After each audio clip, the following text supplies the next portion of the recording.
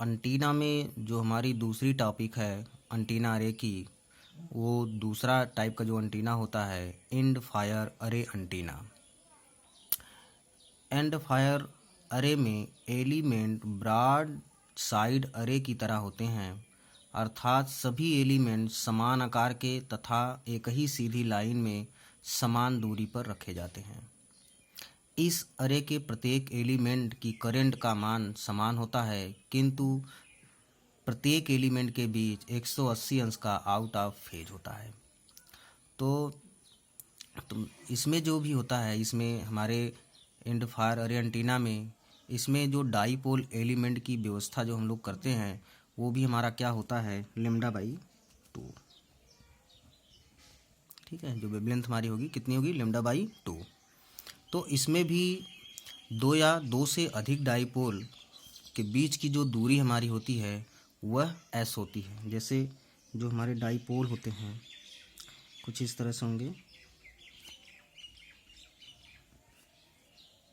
ऐसे हम लोग समांतर डाईपोल को रखेंगे।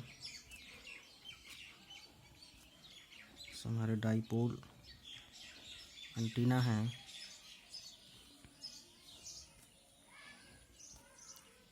ठीक।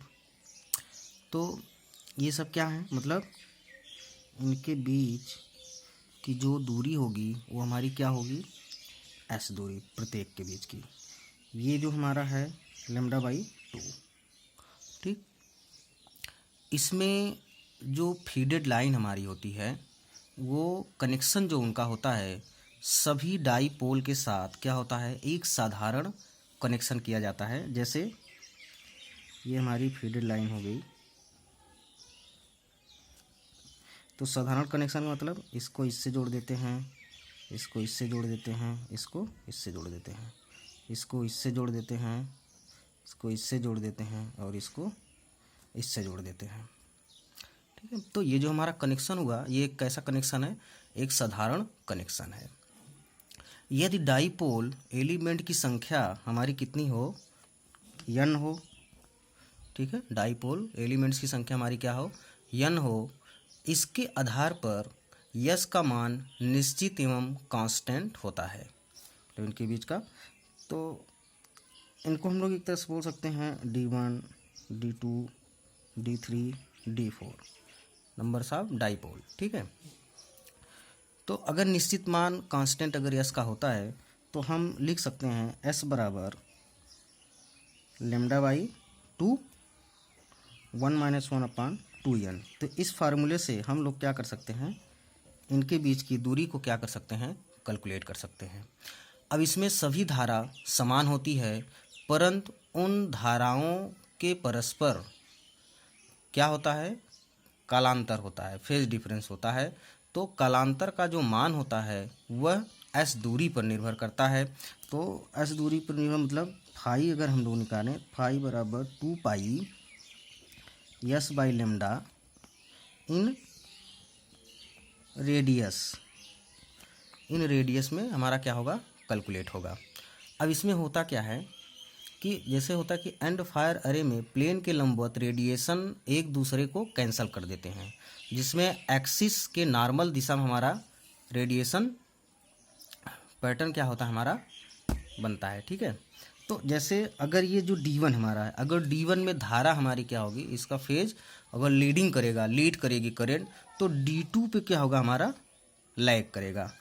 अगर D1 पे धारा हमारी क्या होगी, अगर इस पे धारा का लीडिंग होगा तो D2 पर धारा हमारी क्या करेगी, लैगिंग करेगी। ठीक है, तो मतलब एंगल एक जगह लीड करेगा, एक स्थान पे क्या करेगा, लैग करेगा। ठीक है, तो इसके अनुसार अगर हम लोग रेडिएशन पैटर्न्स, तो इस तरह से हम लोग अगर देखें तो एक दूसरे को क्या करते हैं, वो कैंसलेशन करते हैं। ठीक है, तो जो रेडिएशन पैटर्न इसका बनता है कुछ इस तरह से बनेगा।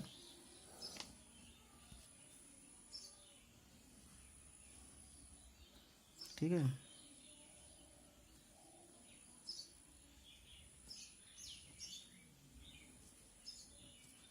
ये हमारा रेडिएशन पैटर्न, ये हमारा क्या है,